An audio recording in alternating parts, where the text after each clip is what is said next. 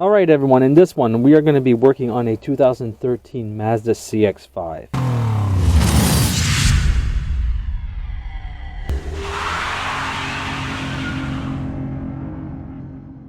The issue with this one is that the shock mount basically broke in half, and the client was going down the road, and they started hearing a knocking. So, we got some Amazon parts here, all right? I'm going to put the part number in the description of this video for everybody, or the link, I should say, for the part, because on this one uses a different style of shock. The actual mounting surface of the shock is a lot bigger than let's just say a Mazda 3 or another CX-5. This one is the touring edition, so the shocks are a little bit different. Okay, I'm going to put a picture of what a normal one looks like because they had ordered the wrong shock. I'm going to put a picture of what it's supposed to look like, which is like this, and when it's the wrong shock, what it looks like. We're going to go ahead, we're going to start replacing this for the client. I already have one side done, so what we're going to do is go ahead and replace the other side. I'm going to show you the process on how to replace this. You don't need any really special tools. Maybe if there's a seized bolt, you might have to heat it up, but typically you can get this done in fairly quickly with basic hand tools. So what I have here is a 3/8 ratchet. All right. I also have a 19mm ratchet wrench, and then I have an aviation wrench, just to be able to break loose the 19mm bolt at the bottom. If you guys want the torque specs, I will put those in the video also, just so in case anybody really does want to torque it at the spec. All right, you should always torque them to spec. I'm going to put another disclaimer in this video. Always use safe, proper lifting procedures or jacking procedures when you are working onto a vehicle. So put a jack stand, and then start to do your work. On this one, we don't even have to take the wheel off. So we're going to get started. I'm going to show you the bolts that need to come off, and from there, I'm going to start removing the bolts, and then I'll bring you guys back when everything is done, or when I start to put everything back in. So we're going to just go over, show you the bolts that need to be taken off.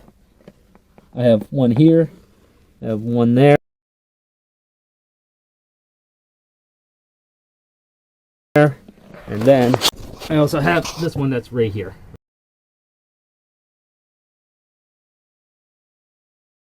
All right, so that's a 19, and the other ones are 14s. Okay. For the tooling also, I didn't mention, but take and make sure that you guys get yourself an extension also. All right, so we're going to just use an extension with a 14mm, and I'm using an extended ratchet. Why? Because it gives it a little bit more leverage. So let's get over here and see how we do this. Okay, like I said, we don't even have to really take anything off, but you can come inside of here. Let me move my camera up a little bit so you guys can see. So we're just going to come in. We're going to hook on our 14mm socket onto that bolt, and then we're going to take and start to remove it. Remember, lefty loosey, righty tighty. So if I want to take it off, I turn the ratchet to the left, and then I'm going to take this one off too. And as you can tell, this one's actually starting to break also. So it's a good thing that we're doing this. So I'm going to pause you guys. I'm going to get this off, and I'll bring you guys back. All right, so I got the two bolts, top bolts out. I just put them somewhere. Here they are. All right, so they're just right here. Okay. What we're going to do is just come under. I'm going to show you guys the bolt that has to come out, which is this one right here. So this is why I'm using an aviation wrench. It just gives it a little bit more force underneath, or area of force, and it's nice and thin. So we're just going to force this upwards. Oh yeah. Then after it is loose, from there we can start to take the ratchet wrench in order to finish up taking it off.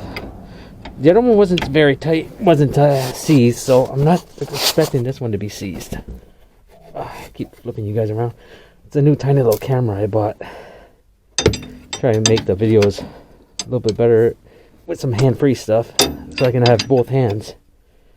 All right, there we go. So now after you start to get it loose, typically it's just going to come off. So I can actually get in here and just unscrew it with my hands. All right. The shocks themselves are not actually broken, but the client was like, oh, since you're there, just do both of them. I just said do the top plates, but I don't know what. This vehicle does have a lot of mileage onto it. I think that's 264,000 kilometers.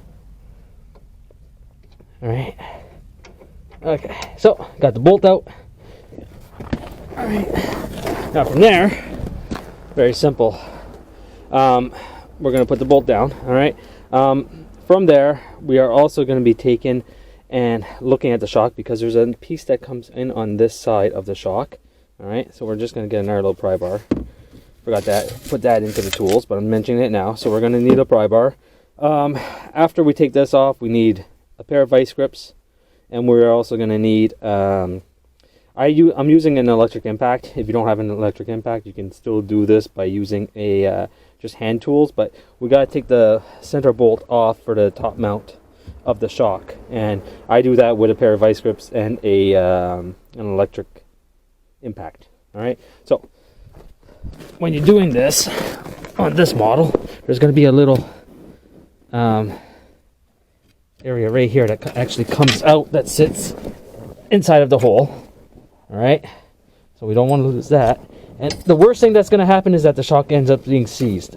Okay, but I'm very surprised for the mileage that nothing is seized onto this. Okay, now when you go to reinstall these, you're going to have your shock and you're going to have your brake line. The shock has to go on the inside of the brake line. Alright, just make sure that you guys put that in the proper area. Then from there, we can just pull it down. I want you guys to see that I do not have any jacks or anything up in order to do this job. You can do this on the ground. Alright, just put it in park. So here we have our shock with a shock mount that is starting to break. Alright, so I'm going to go and take this off, and I'll bring you guys. Actually, I'll go get the tools and I'll do it with you guys here. This part is going to have to come off, this area right here. So I'm going to have to take the boot and the dust shield off and put that onto the new one that is over here. Alright, so let me go get the tools and I'll bring you guys right back. So very simple. We're just going to take a pair of vice grips. We're going to pull down the bump stop and the dust boot. We're going to grab onto the shock and we're going to just hold it in the vice grips onto the shaft of the shock. Now this shock is being replaced. If we were reusing this shock, we wouldn't do it like this. We would actually take and try to find another way to hold the shock. Maybe put a rag around it or something so that we don't damage the shaft. Because if we damage the shaft and the shock goes down, then we could have a leak that happens inside of the shock. Alright, so I got that like that. So now what I'm going to do is take and get a 12mm socket onto my electric impact, and I'm just going to take this off real quick. Alright, so now what we're going to do is that we're going to take the shock, we're going to push it down, and as we push it down we'll be able to remove the retainer that they put onto it, and there is a screw under this one, so we're just going to remove that screw. I'm not going to use the screws that they sent. I'm going to use the screws, the nuts that they sent. I'm going to use the nuts that came from Mazda because they just look better. Alright, and from there what we're going to do is now get the dust boot. Alright, and we're going to take the mount out of its packaging. Guys, this is all from Amazon, guys. I think it's a total of maybe $140, give or take. Alright, plus taxes. If we look at them, they look very, very similar. Not exact, but very, very similar. Alright, you can see all the corrosion on that. That is, oops, sorry. We can see all the corrosion underneath. But that does not look, it doesn't look bad. They look very similar, okay? So, we can match them up. They look at the same length and everything. So, I'm okay with that. So, what we're going to do is take this shock mount, and now we're going to jam this into here as best as we can to make it tight. Now I'm gonna go and install this a little bit more so I can put it onto the shock, and I'll be right back. Alright, so I decided to do it here with you guys and said, well, all I'm gonna do is I'm just gonna take a hammer onto this area right here, and hopefully it shoves the dust boot far enough inside that it doesn't come out. Alright, and I'm working in snow right now, so let's just see what we could do.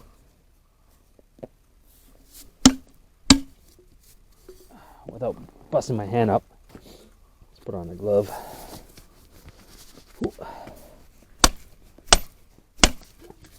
I don't think that's coming out. Looks pretty solid to me. All right. So now we're just going to take the shock. We're going to put the shock on with the dust boot. We're going to try line it up into the hole to get everything in. Normally do this differently, but it's okay. There we go. Now from there, we're going to take the nut and we're going to put the nut on like so. Okay. Now, like I said, I have an electric impact. If you don't have an electric impact, you still do this by hand. Now, in order to perform this without an impact, take and thread the nut onto the shaft. Then take a wrench and put it over the nut while holding the tip of the shaft with a pair of vice grips, and then rotate it clockwise in order to tighten the nut. So it is easier with an impact, but you can do it without. It's just you got to be a little bit creative when doing it. All right. So I'm just gonna take this, and that one hurt. All right. So now that is on. Okay. Now what we're gonna do is go back underneath, and I'm gonna show you guys how to install this underneath, and then I'm gonna reinstall everything, and then I'll bring everybody back here. Okay, so when we're gonna be installing it, very simple. Okay, is we're gonna come over, we're gonna pass this underneath the brake line, and then there we're gonna make it travel upwards, and then from there we're gonna be able to install it where it needs to go. All right, so I'm just gonna hold it like that, and now we have the shock that just fell, but I'm gonna go ahead and install that shock in spot now. All right, so everything is done now. Give you guys a view of this. I'll put the torque specs here for you, everybody. Okay, I know that this boot could be a little bit further, but they're not the exact same, so I couldn't jam it in there any more than that. And the bottom bolt is in also. All right, so that is it for this video. I hope you guys enjoyed it, and as always, I will see you guys next time.